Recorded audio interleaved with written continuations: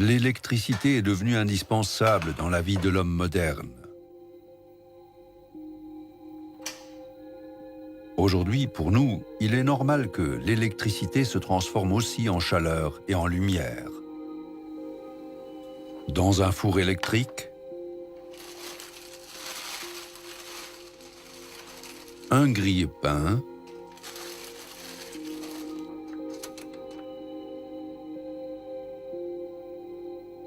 ou une machine à café, la résistance électrique produit partout de la chaleur.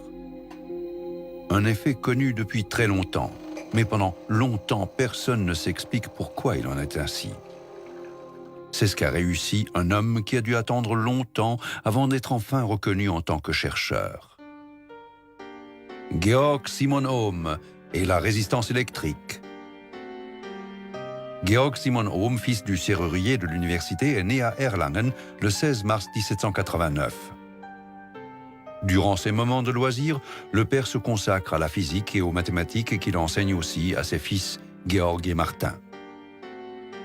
Georg Simon Ohm fréquente le lycée de 1800 à 1805. À 16 ans, il commence ses études de mathématiques, physique et philosophie à l'université de Erlangen. Des études à une époque tourmentée car sur leur marche vers la Prusse, les troupes françaises sous Napoléon ont pris quartier à Erlangen.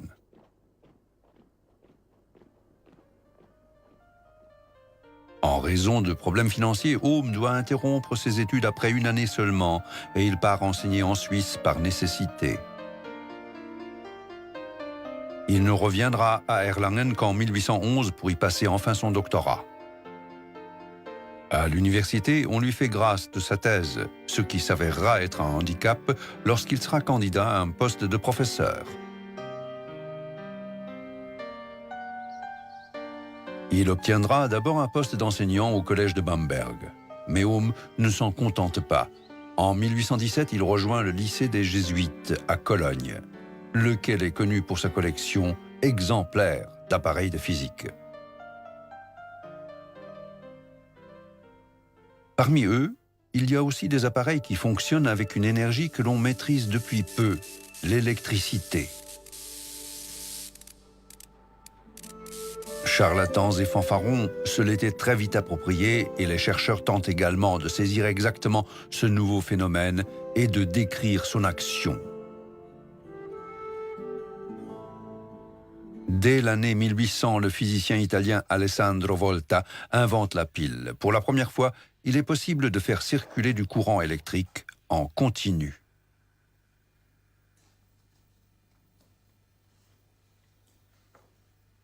L'invention de Volta permet enfin de faire des expériences sur ce nouveau phénomène.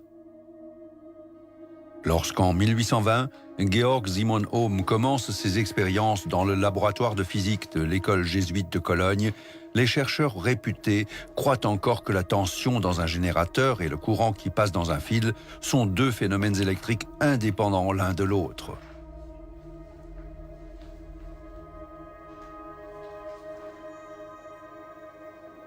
Ohm, en revanche, est convaincu que les deux phénomènes sont liés et obéissent à une loi physique.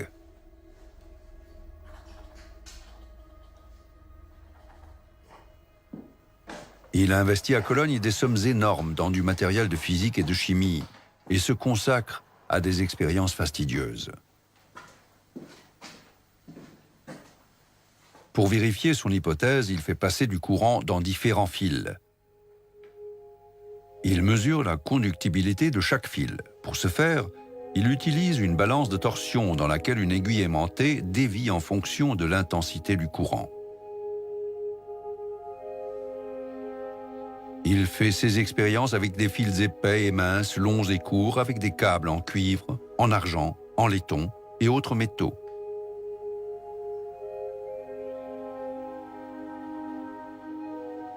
Tout d'abord, le rapport supposé ne peut se confirmer. La raison en est que Ohm a utilisé un élément de voltage pour produire de la tension. La puissance de la pile chimique primitive chute rapidement lorsqu'on chante l'épaule avec un conducteur trop épais.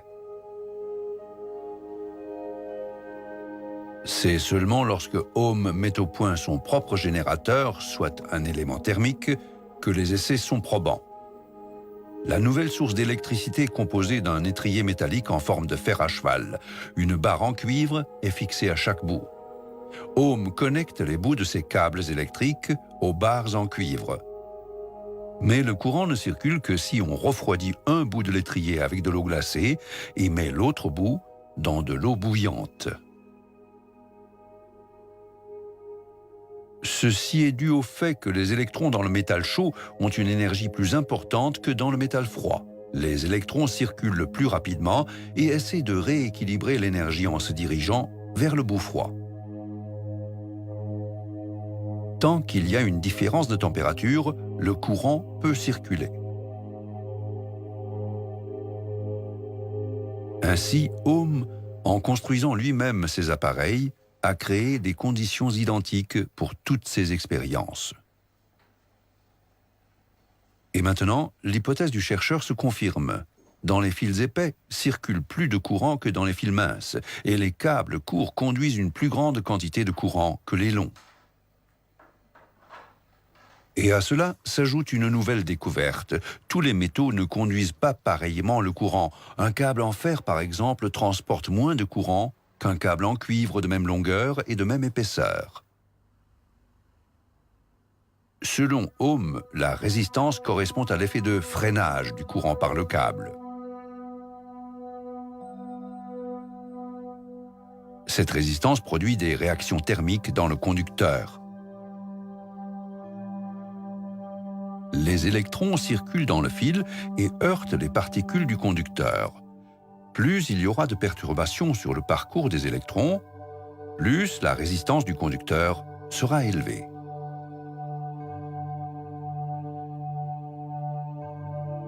À chaque impulsion, les électrons ralentissent, ils perdent en énergie, laquelle est libérée sous forme de chaleur.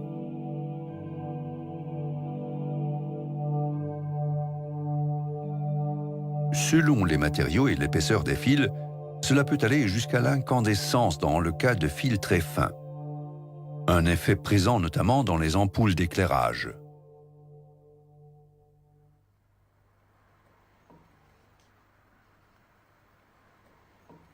Le physicien doit la formule mathématique qui en découle à un travail systématique. Ohm note sur des tableaux toutes les mesures en précisant la longueur, le diamètre et la composition métallique des fils utilisés. À partir de ces tableaux qui deviennent de plus en plus complexes, il en déduit un rapport mathématique qu'il exprime par une formule. Le rapport entre l'intensité du courant et la tension est constant. Ce rapport est appelé résistance. Aujourd'hui, cette formule est connue sous le nom de loi d'Ohm. La résistance est égale à la tension divisée par l'intensité.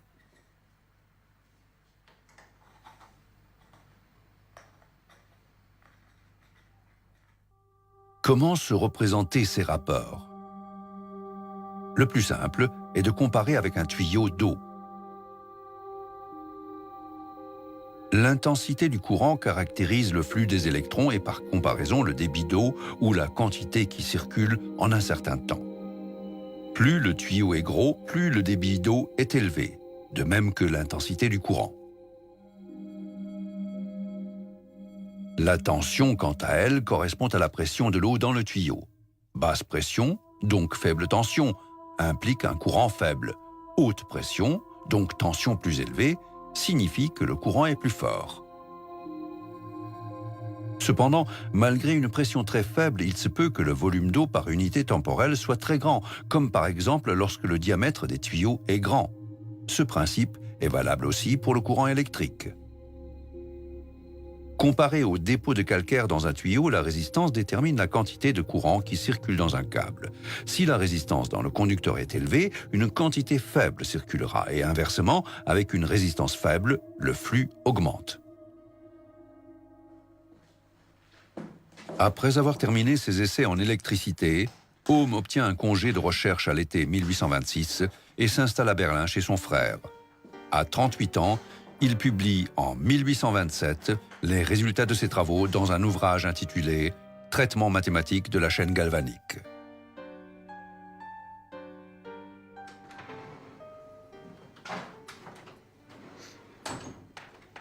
Georg Simon Ohm sait qu'il a fait une découverte prometteuse et pourtant on ne peut parler de triomphe du chercheur. Les universités allemandes continuent de l'ignorer alors qu'il s'efforce d'obtenir un emploi.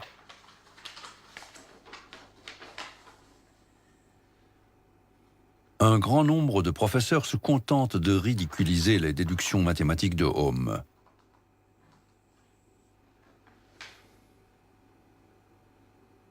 Ses candidatures refusées en raison de l'absence de thèse de doctorat, il finit par obtenir un poste à l'école polytechnique de Nuremberg, dont il deviendra le directeur 6 ans plus tard.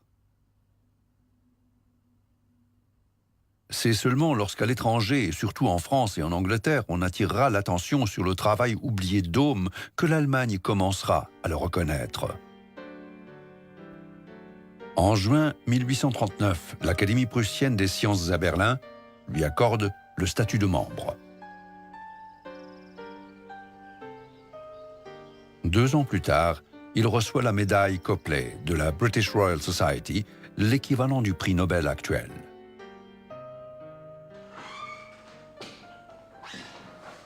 C'est à l'âge de 52 ans qu'il est enfin reconnu en tant que chercheur.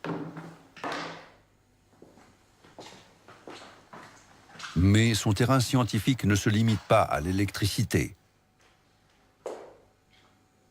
La réussite l'incite à se lancer dans de nouveaux travaux dans le domaine de l'acoustique essentiellement. Dans son ouvrage « La définition du son et la théorie voisine des sirènes et des appareils sonores comparables » de 1843, il explique pour la première fois qu'un son pur est une simple oscillation sinusoïdale. Les sons ne sont rien d'autre que des combinaisons d'oscillations sinusoïdales.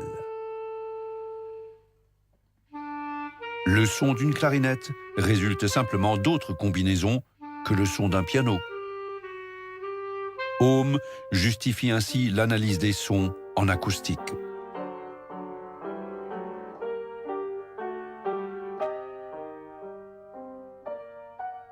En 1850, il a la chance de réaliser son rêve de toujours en devenant enfin professeur de mathématiques et physique à l'université de Munich, alors qu'il a déjà presque 60 ans et des problèmes de santé. Mais le bonheur de cette reconnaissance tardive ne durera pas longtemps.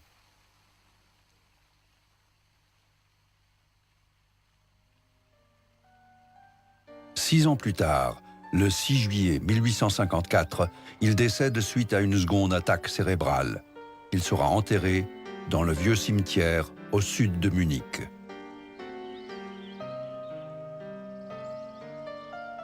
Des années après sa mort, Ohm obtiendra la reconnaissance qui lui est due dans le monde scientifique et qui immortalisera son nom.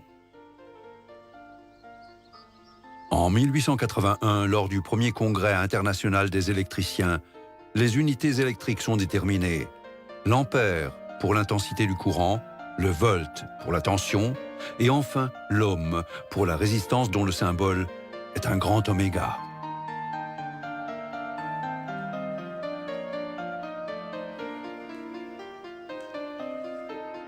Les recherches de Georg Simon Ohm restent inoubliables. La loi d'Ohm, relative au rapport existant entre tension, intensité et résistance, est la base fondamentale de nombreux calculs en électrotechnique. Et finalement, notre quotidien est régi aussi par l'électricité, et sans les recherches de Georg Simon Ohm, nous manquerions de chaleur et de confort.